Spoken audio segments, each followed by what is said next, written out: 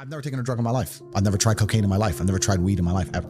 Wow. I drink a lot of coffee. I smoke cigars, bit of vodka, but I've never tried a narcotic in my life. Wow. So God has given me an endless source of power. And when people come to me and say, oh, this happened, I'm really sad, or my heart broke, or this bad thing happened to me, I say, good. Thank the Lord that he's given you this endless source of motivation. You're wasting it. That's your problem, but it's been given to you. Nitrous oxide has been given to you. You just have to use it in the correct way. So I'm the luckiest man in the world because all the bad things that happened to me have given me all the building blocks to become the most fantastic man on the face of the planet. Well, shisha's tobacco. Yeah. Cigars are tobacco. Right. It's a plant. We basically kind of know what it is. Yeah. I don't smoke weed at all, but I kind of get it's a plant, whatever, right? The reason I don't touch any narcotics at all is because firstly, I was a professional athlete and my blood was tested. Okay. I'm now 35 years old without ever having tried a drug ever. Is there any point in starting now? No. Like I've lived my whole life without ever trying these things. Why start now? Yeah. Also, when I look at some of the most degenerate, stupid, ridiculous people on the planet, they're all drug users.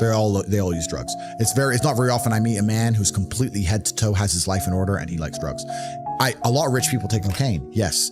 And I do know them and some of them, but I still think they'd be better without cocaine. You know, that's just genuinely a vice. But if you go to a festival full of brokies, full of peasants and peons, full of people who don't try very hard at life, and they sit there and they idolize these false idols given to them by the Matrix, and they stand in a crowd full of millions of other people like an insignificant peasant and jump up and down, wow, Diplo, wow, whoever. Skippism, yeah, just complete peasant mindset.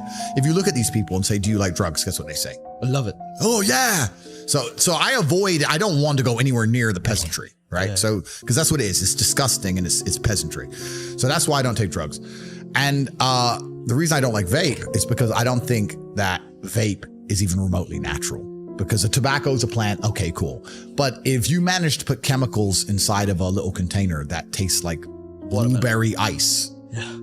What even is blueberry ice? Yeah. It's not even a flavor. It's just words. Yeah. And then you taste it and you go, that does taste like blueberry ice. Yeah. And then they made it. How did they pull that off? Yeah. I can't believe it's possibly good for me. Add in the price that it cost, add in the fact that it costs $1 and comes deep from the heart of China. Like you think they give a shit about the West just puffing away on this petrochemical? They don't care. They're happy. Yeah. So if you're going to smoke, at least smoke something, it was grown. Yeah. Well, the reason I smoke is not because I'm addicted, because I have an iron mind and I could blink and cure my brain and stop smoking completely. In fact, there's certain places I go to in the world where I don't smoke for months at a time.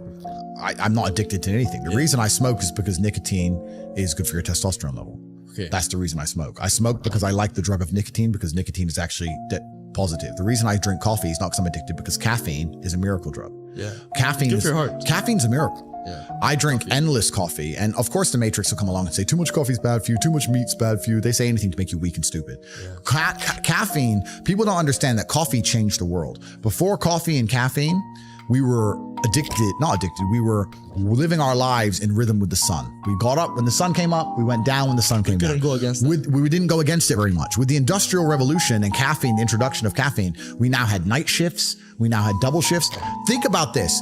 If a job introduces a coffee break, if a company says, stop working and drink this coffee, that's because the coffee you have is worth the time they let you not work, because you make up for it plus some. That's how powerful it is. And what's actually interesting about me is when I think back, my entire reality is caffeinated. I haven't been awake without caffeine in years. Yeah. I drink coffee every single day. So I thought about this and I thought, maybe life's better without caffeine. So I took a week off of coffee. Yeah. And there was zero advantage. I didn't sleep any better. Yeah. I felt pissed off. I didn't feel like I could focus as well.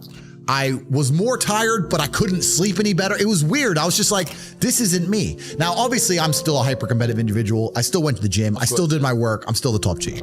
But I didn't feel as good. No benefits. There was no benefits. Yeah. So after a week, I had a cup of coffee, and it was like, the miracle is back. It's develop a coffee addiction. It's fantastic. There's nothing bad about caffeine. I have 10 to 15 coffees a day every single day, and I will do to the day I die. And just to finish off for my vices, coffee is not a vice. I want the caffeine. Smoking's not a vice. I want the nicotine. These are drugs that I believe are genuinely good for me.